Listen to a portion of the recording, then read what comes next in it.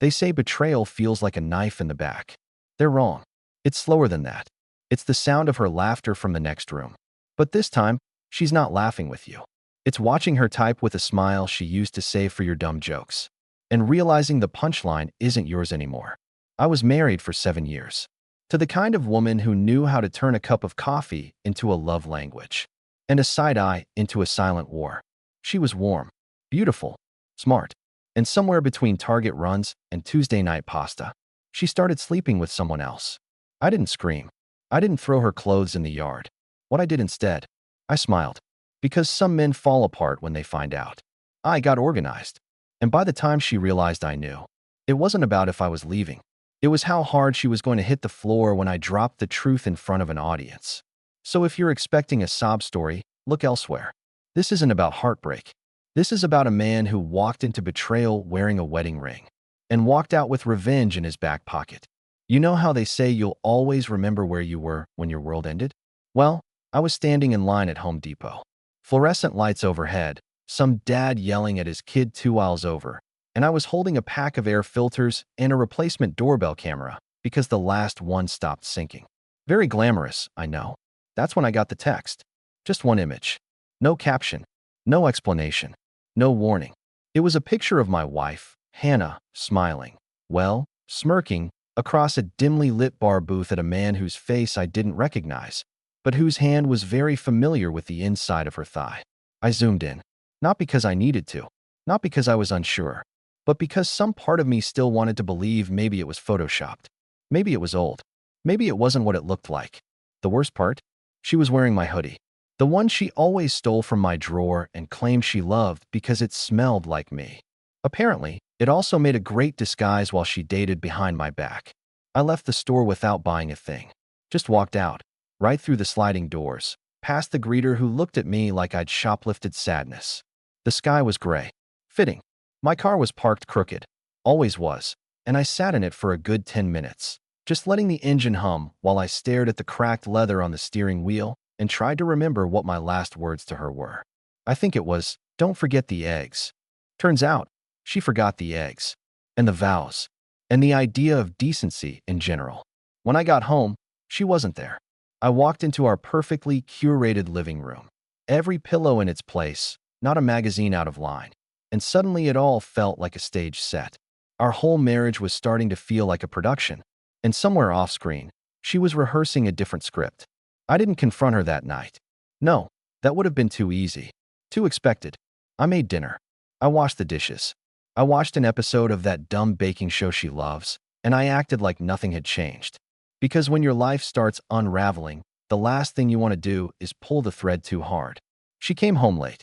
Smelled like vanilla and lies. Long day. I asked casually, stirring a pot I didn't need to stir. Ugh. You have no idea, she said, dropping her purse on the counter like it hadn't just carried the receipts to my humiliation. I smiled. Genuinely. Because something strange had started to settle in me. Something calm, measured, cold. Revenge doesn't always arrive as a burning flame. Sometimes, it shows up like a man calmly washing a clean pot. I went to bed with her that night, kissed her forehead like always, and said, "Love you." And I meant it. But not for her. For the man I used to be. He was about to be avenged. So here's the thing about betrayal. It doesn't scream at you. It doesn't kick the door down and say, "Surprise, sucker." No, it's quiet, patient, wears perfume and calls you babe while she's texting someone else about how your jokes aren't funny anymore. And me? I'm a quiet guy too. Which made me dangerous. The next morning, while she was in the shower, I opened her laptop. I didn't snoop. Let's make that clear. I collected. There's a difference. Spies don't snoop, they gather intelligence. And that's what I did. Emails, screenshots, calendar invites that didn't match her stories. A separate folder in her cloud titled Gym Stuff. Spoiler, not a single push-up in there, but plenty of photos from hotel rooms with angles that could make a nun blush. She was methodical. I'll give her that. Nicknames for her little rendezvous, coded texts, fake meetings logged on her shared calendar. The level of effort she put into cheating was honestly impressive. If she put half that energy into our marriage, we'd have been unstoppable. I made a copy of everything. External hard drive. Encrypted. Labeled tax stuff in case she ever found it. Call it paranoia. I call it preparation. Because now, I wasn't just a husband anymore. I was a strategist. That night, she made spaghetti. Said she felt bad for being so tired lately and wanted to make it up to me. Babe, she said, setting the plate down. I feel like I've been neglecting you. Oh, honey, you have been. In ways the word neglect can't even scratch. But I smiled, took a bite, complimented the sauce. Because the key to revenge isn't fury, it's control. I wasn't going to rage. I wasn't going to confront. Not yet. I was going to build a case. And every day that followed, I collected more. More lies. More smirks. More receipts. Digital and emotional. She thought she was clever. But she forgot something. She married a guy who files receipts from 2013 just in case the blender breaks. I'm not the type to explode. I'm the type who waits. Waits until everything is perfectly aligned, until all the pieces are on the board and every trap is set. And then? Well, then I flip the board over. The thing about lies is, they don't collapse like a building. They crack like glass. Quiet. Subtle. Until one day, the whole thing shatters under its own weight. By week 2 of Operation Patience, I was practically a ghost in my own house, but an observant one. I watched her habits the way biologists study endangered species. Her smile was tighter. Her phone never left her hand, even in the bathroom. She'd laugh at messages and say, "Oh, just Julie," even though I hadn't heard that name in 2 years. Meanwhile, I was laying bricks behind the scenes. I spoke to a lawyer, not to file yet, just to get the playbook. I learned words like dissipation of assets and adverse inference. Fun stuff. Nothing says romance is dead like scheduling a meeting to discuss how your retirement might end up funding your wife's boyfriend's boat. I also did something petty, but brilliant. I made a second Amazon account in her name and shipped a small bouquet to her house. From an unknown sender. No note. When it arrived, I played dumb. She opened the door. "Babe, did you send me flowers?" I looked up from the couch, remote in hand. "Nope. But clearly someone thinks you deserve them." I wish you could have seen her face. Like her brain was loading 3 conflicting stories at once and her operating system crashed. She played it cool, too cool. "Probably my friend Katie," she said. "We had a girls' night and she was saying how stressed I looked." "Oh," I replied. "Must be nice. I should start hanging out with more emotionally generous people." She didn't respond. She just placed them in a vase like they were radioactive. The next day, she was rattled. And I loved it. Later that week, I got a DM from a guy named Cal. Never met him.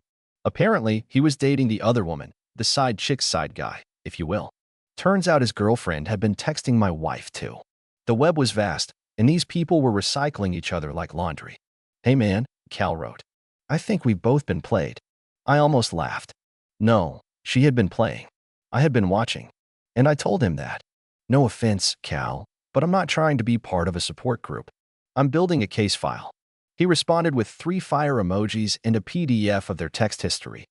By now, I had more dirt than a gardening store. I could have gone nuclear right then. But no, the pieces were moving. The game was tightening.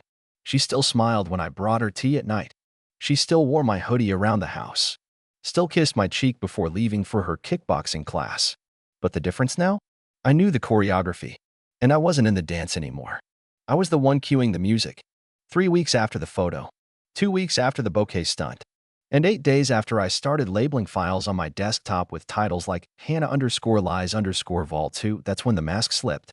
Not off completely, but enough for me to see the skin underneath. And it wasn't pretty. It happened on a Tuesday. Nothing big ever happens on a Tuesday until it does. I was in the kitchen making my usual black coffee, listening to the faint buzz of her curling iron upstairs. She always left it on too long. Never learned. That thing could burn through drywall. Anyway, I was halfway through stirring in a splash of oat milk, because apparently dairy makes me too gassy for shared blankets, when her phone buzzed on the counter. Loud. Reckless. Now let me be clear. I wasn't looking for trouble. Trouble just happened to leave its notification settings on full volume. "See you tonight." Where that green thing? M. That was it. No name. Just an initial. I didn't touch her phone. I didn't need to. I just stared at it. Thought about that green dress she wore the night of our anniversary dinner last year, the one I bought her, the one she called elegant but dangerous. Guess it lived up to its name. She came downstairs 5 minutes later, hair perfect, perfume loaded like a weapon. Her eyes scanned the counter, then me. "Morning, babe," she said, smiling like she'd practiced it in the mirror. You sleep okay? I nodded, sipping my coffee. Yeah. Weird dream, though. Oh. She tilted her head. Yeah. In the dream, someone borrowed my car, crashed it, and then brought it back smiling like nothing happened. Told me they didn't want to ruin the vibe. I sipped again. Strange, right? Her smile faltered. Barely. A blink. A flicker in the performance. But I caught it. That is strange, she said finally, reaching for her phone. Some dreams are just nonsense. She picked up the phone, thumbed the screen, and turned away from me just enough to pretend it never buzzed. She deleted the message. I saw the motion. Same swipe I'd seen a dozen times before. I wanted to laugh. Not bitterly, just in awe. She really thought she was good at this. She wasn't. That night, I followed her. Not literally. That would have been too dramatic. Too amateur. I followed her the modern way, GPS. The Find My Phone feature we'd enabled years ago during our hike in Yosemite, so she wouldn't get lost in the woods. Romantic, right? Now it was showing me she wasn't at her friend Trisha's house like she said. She was at a small boutique hotel downtown. The Latchkey. One of those modern retro places with record players in the rooms and overpriced cocktails with names like Midnight Rinse and Pine Cone Martini. I didn't call her. Didn't show up. Didn't send some dramatic text like, having fun, babe? I just sat on the couch and watched a documentary about Arctic wolves while I ate leftover lasagna. Let her build her own gallows. I wasn't rushing the ending. She came home past midnight. Quiet. Shoes in hand. A little tousled. Not enough to be obvious to a stranger, but I wasn't a stranger. I was the man who once clipped her hangnail in the ER when she cried over it. I knew her. Everything okay? I asked, keeping my eyes on the TV. Yeah, she said too quickly. Just girl talk and whine. You know how Trisha gets. Sure, I said, nodding. Hope you were something green. There it was. Her body froze. Not a big freeze. Just a hitch in the breath, a nanosecond pause. But if you're paying attention, and I was, it might as well be a siren. She didn't say anything. Just walked upstairs, her back stiff like it was holding secrets. And I sat there, lasagna half warm, thinking. You just lied to the wrong version of me. The next morning, I did something unexpected. I bought her flowers. Yep, red tulips, her favorite. A note attached.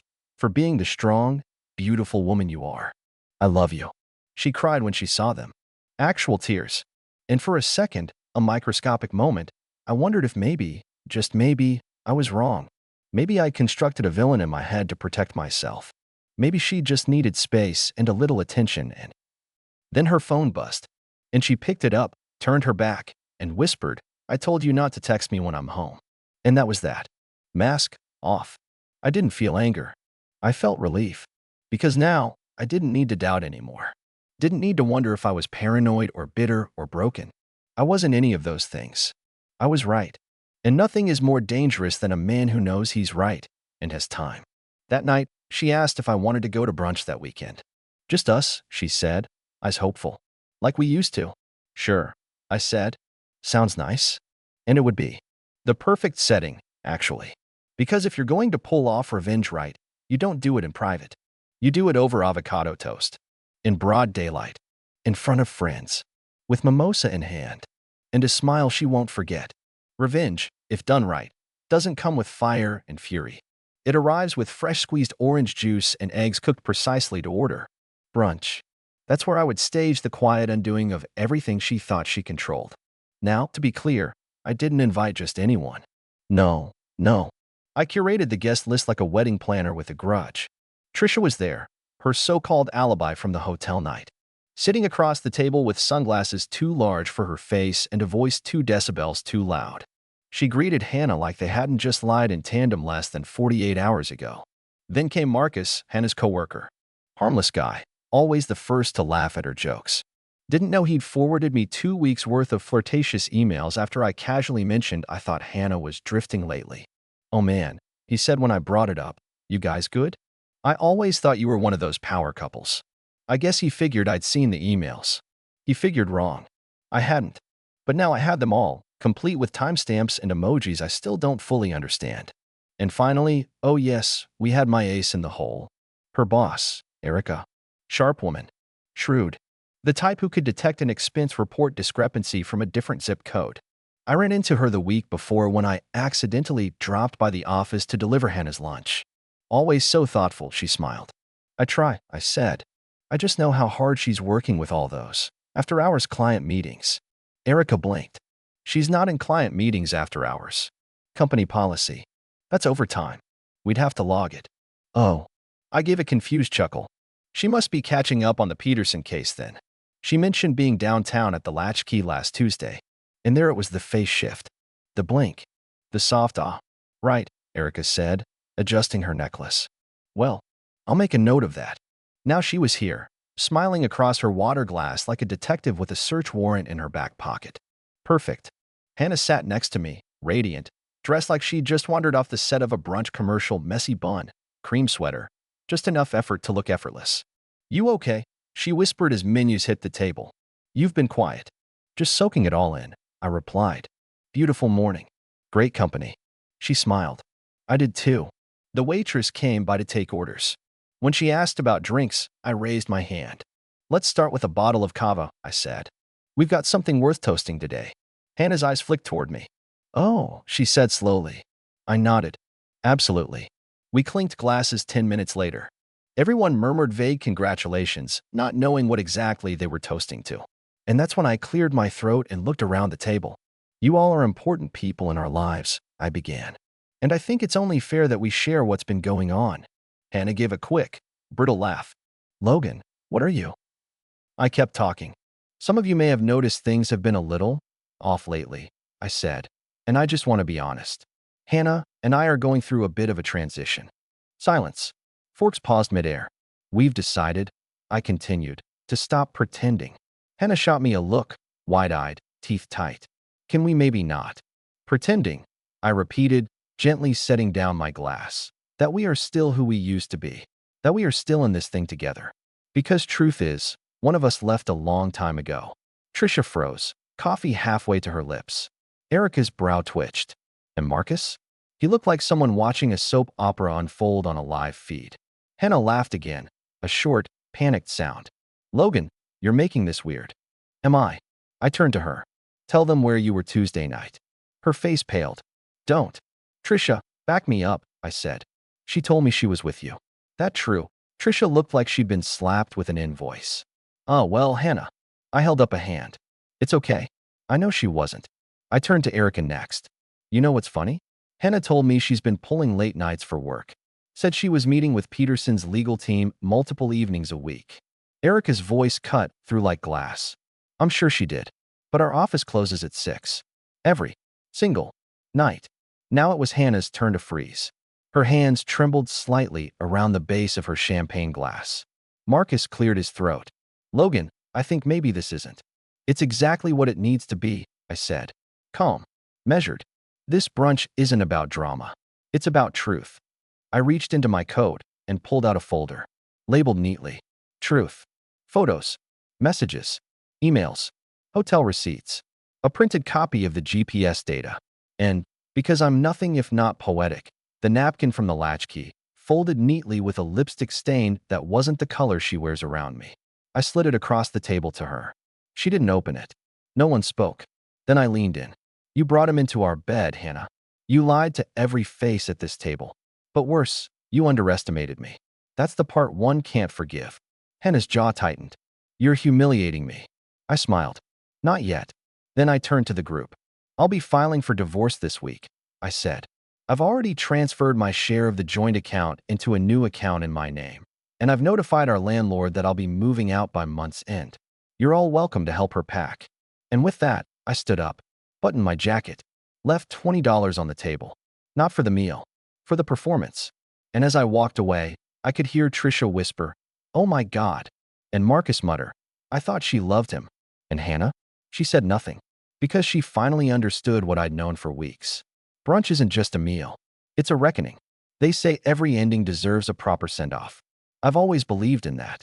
A well-written final chapter, a clean handshake at the end of a business deal, even a polite best of luck before you burn the bridge. Closure matters. So the day after the brunch, I scheduled what I called the exit interview. No cameras, no audience, just her and me. One last meeting before the books were closed. She didn't know that, of course. She thought I was coming home to talk things out. Maybe to apologize. Maybe to give her one last chance to spin the story into something manageable. She didn't realize the narrative was no longer hers. I walked through the front door just after 3 p.m. Our home, if you could still call it that, was quiet, tense. The living room smelled like one of those overpriced lavender candles she always bought, but never lit until something needed masking. She was sitting on the edge of the couch, posture stiff, eyes bloodshot but defiant. The kind of look you practice in the mirror when you're trying to look strong but don't know who you're being strong for. "Logan," she said. Like my name was a tightrope she was scared to walk. I nodded. "Hannah." I sat across from her, not on the recliner. I'd taken that with me already, but on the edge of the coffee table. Close enough to talk, far enough not to be touched. She opened her mouth to speak. I held up a hand. "I'm going to say what I came to say. After that, I'll leave. You don't need to respond." Her lips pressed into a line. She nodded. I looked around the room. The framed wedding photo was gone from the shelf, replaced by a generic art print. Mountains, or maybe clouds. Hard to tell. "You know," I said, for a while I thought it was me. That maybe I'd dropped the ball somewhere along the way.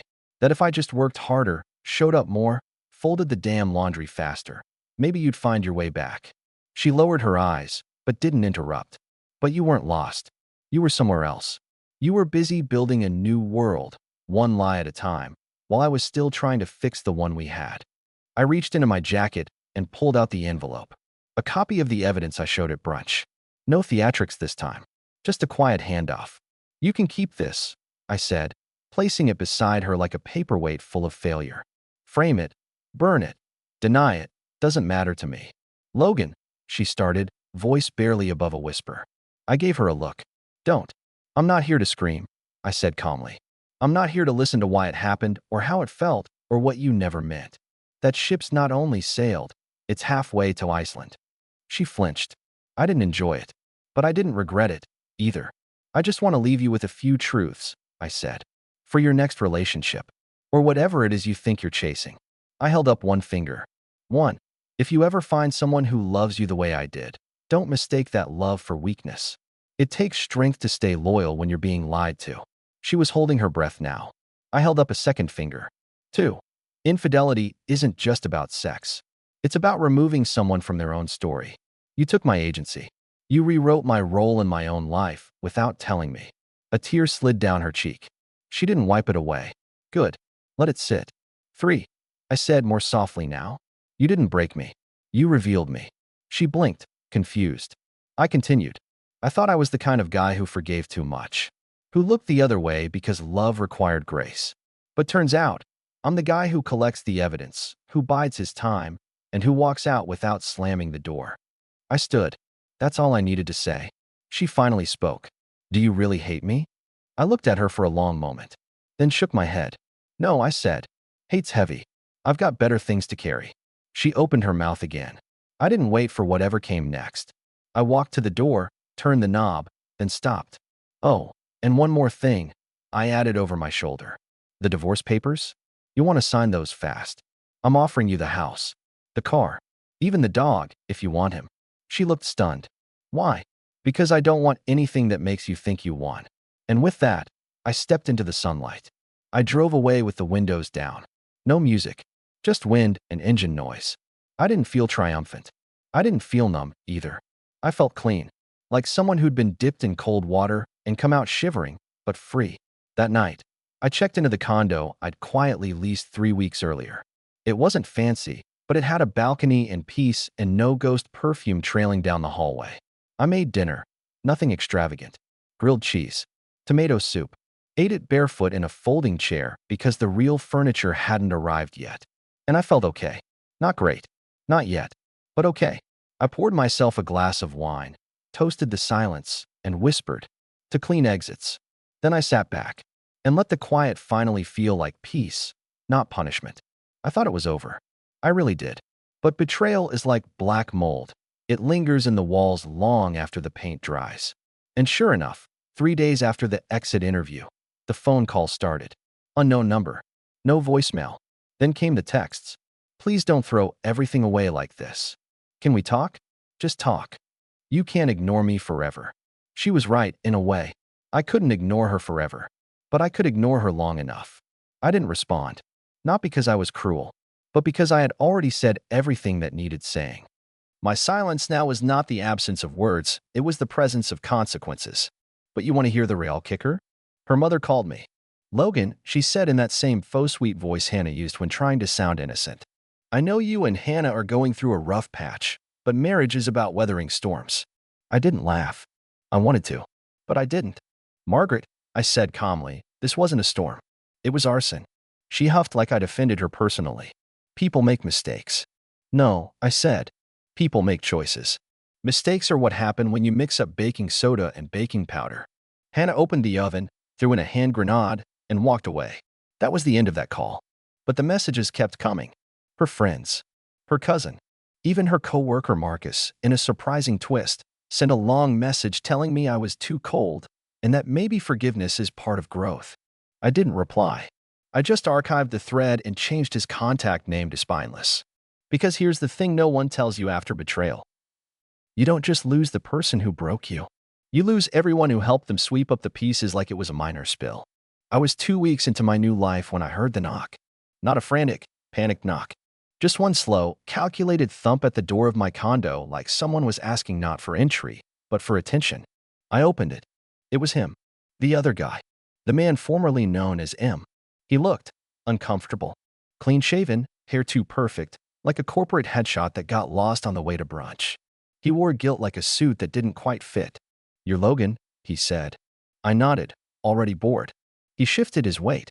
I didn't know she was married. Not at first. I swear. I tilted my head. But you stayed after you found out. He didn't answer. I smiled. So you didn't swear that hard. He sighed. She told me it was over. That you two were done. That you were sleeping in different rooms. We were. I was in the room with dignity. She was in the room with denial. He laughed awkwardly, like maybe that was a joke. It wasn't. I'm not here to make excuses, he said. I just wanted you to know. I ended it. When I saw what she did to you publicly, I realized she wasn't who I thought she was. Oh, I said. You saw her in HD. Must have been jarring. He nodded slowly. Anyway, I hope you're okay. I didn't respond. I just closed the door. Not because I was angry. Because I had nothing left to say to a man who only found his conscience after dessert was served. It hit me one morning. I looked in the mirror, brushing my teeth, half asleep, and realized I didn't recognize the man staring back. Not in a bad way. He looked sharper, lighter, like someone who'd stopped carrying other people's baggage just to seem polite. You see, betrayal doesn't just end a relationship. It exposes your reflection. And for the first time in years, I liked mine. I got a new job, smaller team, less chaos, more purpose. I started running again. 3 miles a day, not for the cardio, just for the rhythm. I joined a trivia league. Started laughing again. Real laughing, not the kind you fake at dinner parties with couples who secretly hate each other. And when I looked at the empty side of the bed at night, I didn't feel lonely. I felt free. Because when someone cheats on you, they expect one of two things. You'll beg. You'll break. They never expect you to become better. But that's exactly what I did. And not in spite of her betrayal, but because of it. Let me tell you how it really ended. Not with a bang. With a letter. 6 months later, I mailed her an envelope. No return address. Just her name, clean and centered. Inside was a note. Thank you. And a photo of the beach. A place I'd visited on a trip she never got to take with me. Just my footprints in the sand, heading toward the water. No bitterness. No insult. Just proof that I'd moved forward. Alone. And finally, unburdened. She never responded. I didn't expect her to. Because here's the thing about revenge. It doesn't always come wrapped in fire and fury. Sometimes, the most cruel thing you can do is to let someone rot in the silence of a life they ruined themselves. While you walk away, still standing, still smiling, and completely, unapologetically gone.